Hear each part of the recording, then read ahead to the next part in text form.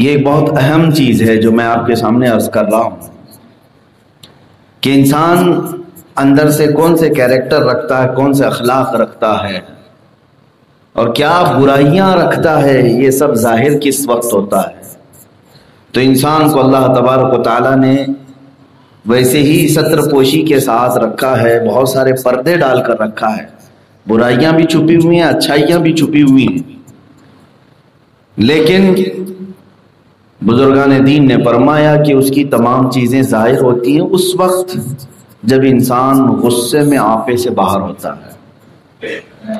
غصہ جب انسان کو دلایا جائے اور شدت کا غصہ اس کے اوپر آ جائے تو پھر انسان کی اچھائیاں بھی معلوم ہوتی ہیں اور برائیاں بھی معلوم ہوتی ہیں۔ نیک اخلاق، اچھی عادات اور اچھے خلق رکھنے والا انسان غصے پر قابو پاتا ہے، اور اگر اندر سے تربیت کی کمی ہے تو اسی غصے میں وہ قابو سے باہر ہوتا ہے۔ جو کچھ زبان میں آیا سب کہہ جاتا ہے، جتنا کچھ کرنا ہے وہ کر جاتا ہے، لیکن غصہ ختم ہونے کے بعد پھر پچھتاتا بھی ہے اپنے کیے پر۔ میں آج یہ آپ کو عرض کرنا چاہوں گا کہ غصے میں لیے ہوئے معاملات کتنی دور تک اس کا اثر ہوتا ہے۔ اسی لیے مشہور ہے قول، لمحے نے خطا کی صدیوں نے سزا پائی۔ کبھی کبھار ایسا ہوتا ہے کہ ایک لمحہ خطا ہو جاتی ہے لیکن اس کی سزا صدیوں تک ہوتی ہے۔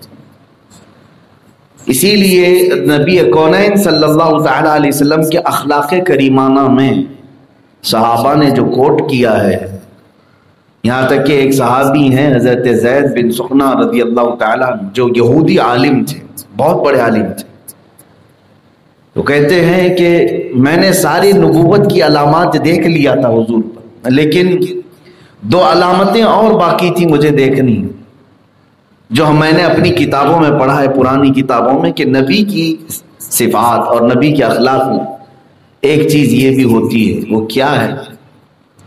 نبی بہت بردبار ہوتا ہے، برداشت کرنے کی طاقت زیادہ ہوتی ہے، اور نبی کے ساتھ جتنے غیر اخلاقی کام کریں گے اتنے ہی وہ اخلاق دکھائیں گے۔ یہ ان کی کتاب میں موجود تھا کہ تم ان کے ساتھ بدتمیزی کرو تو جواب میں نبی بدتمیزی نہیں بلکہ اس سے اعلیٰ اخلاق کے ساتھ وہ پیش آئیں گے۔ ایک بار حضرت زید بن سخنہ کہتے ہیں میں یہ علامات ڈھونڈنے کے لیے کئی دن تک لگا رہا۔ اتفاق ایسا ہوا کہ ایک بار میں مجلس میں ہی بیٹھا ہوا تھا، ایمان لایا نہیں تھا، ایک شخص آیا کسی گاؤں کا اور وہ شکایت لے کر کے آیا، اے اللہ کے رسول، میں نے اپنے گاؤں والوں سے کہا تھا کہ تم اسلام لے آؤ تو تمہیں نفع ہوگا، اللہ تمہیں خوب برکتیں دے گا، لیکن ہوا ایسے کہ ہمارے گاؤں میں اتنی بارش آ گئی ہے کہ سب فصلیں خراب ہو گئی۔ وہ ایمان تو لے آئے میری کہنے کے مطابق، لیکن ساری فصلیں خراب ہو گئی، اب غلہ بھی نہیں ہے، محتاجی میں آ گئے، کہیں وہ اسلام سے پھر نہ جائیں، اسلام کے بارے میں بدگمان نہ ہو جائے کہ ہم اسلام میں آئے تو ایسا ایسا ہو گیا۔ تو رسول کریم صلی اللہ تعالیٰ علیہ وسلم کے پاس وہ شخص اپنے گاؤں کی شکایت لے کر کے آئے تھے۔ یہ زید بن سخنہ کہتے میں بیٹھا ہوا تھا، انہوں نے کہا اے رسول پاک صلی اللہ تعالیٰ علیہ وسلم، کچھ تو آپ عطا کر دیں تاکہ میں گاؤں والوں کو غلہ خیرات کروں، اناج دے سکوں، ان کو اسلام پر باقی رکھ سکوں۔ حضور پاک صلی اللہ تعالیٰ علیہ وسلم نے نظر دوڑائی، وہاں کسی کے پاس کچھ بھی نہیں تھا۔ حضرت زید بن سخنہ کہتے ہیں میرے پاس سونے کے سکے تھے، 80 مسقال چاندی کی سونا تھا، میں نے وہ بغیر کہے ہی محمد صلی اللہ علیہ وسلم کو دے دیا، ایمان لائے ہوئے نہیں، یہودی عالم ہے۔ میں نے کہا ہے محمد آپ یہ لے لیں، مجھ سے قرض لے لیں، جو شخص آیا ہے اس کی ضرورت آپ پوری کر لیں، جب آپ کے پاس وقت میسر آئے مجھے یہ واپس لوٹا دیں۔ حضور اکرم صلی اللہ تعالیٰ علیہ وسلم نے ان سے وہ 80 مسقال پورے لے لیے اور پورے کے پورے اس شخص کو دے دیے جو دیہات سے آئے، اور وہ لے کر کے سونے کے سکے چلے گئے اپنے گاؤں، اپنے لوگوں کو اناج غلہ تقسیم کیا۔ اب بات یہاں ہے، دن گزرتے گئے، ایک دن، دو دن، تیسرے دن زید بن سخنہ کہتے ہیں میں پیچھے پڑ گیا محمد صلی اللہ علیہ وسلم، میرے پیسے کہاں ہیں؟ میں نے جو قرضہ دیا، میں نے جو ادھار دیا وہ کہاں ہے؟ تو لگا رہتا تھا۔ ایک وقت ایسا آیا کہ مسجد نبوی سے نکل رہے تھے، حضرت عمر آپ کے ساتھ سے، حضور صلی اللہ علیہ وسلم کے ساتھ، اور بھی کچھ صحابہ تھے۔ زید بن سہنا کہتے ہیں میں سیدھے گیا اور آپ کا جبہ پکڑ کر کھینچا، اور میں نے کہا اے محمد صلی اللہ علیہ وسلم، تم لوگوں نے یہ کیا بنا رکھا ہے؟ لوگوں سے پیسے لیتے ہو اور واپس دینے کا نام نہیں لیتے ہو۔ سخت و شست جملے انہوں نے کہنا شروع کیا حضور صلی اللہ علیہ وسلم۔ حضرت عمر نے تلوار نکال لی اور حضور کے سامنے آ کر کھڑے ہو گئے اور کہا اے زید، تجھے معلوم ہے تو میرے رسول کے سامنے کس طرح کی بات کر رہا ہے؟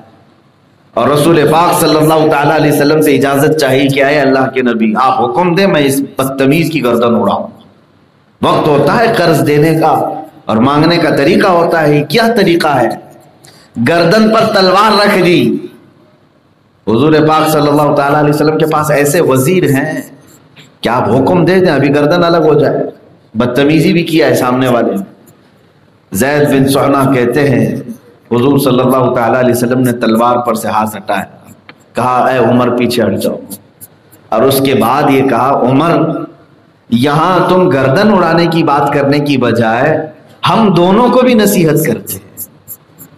تم مجھے یہ کہتے کہ اے اللہ کے رسول آپ جلد قرضہ ادا کر دیں، اور اسے یہ کہتے کہ بھائی مانگنے کا طریقہ تھوڑا اچھا سا کر لیں۔ میرے آقا صلی اللہ تعالیٰ علیہ وسلم نے حضرت عمر کو تنبیہ کی، لیکن تم نے گردن اڑانے کی بات کی۔ ہاں وہ عشق رسول تھا ان کا، وہ محبت رسول تھی، لیکن نبی کونین کے پاس اخلاق اعلیٰ تھے۔ زید بن سہنا کہتے ہیں یہی چیز میں دیکھنے کے لیے اس قدر سختی کیا تھا۔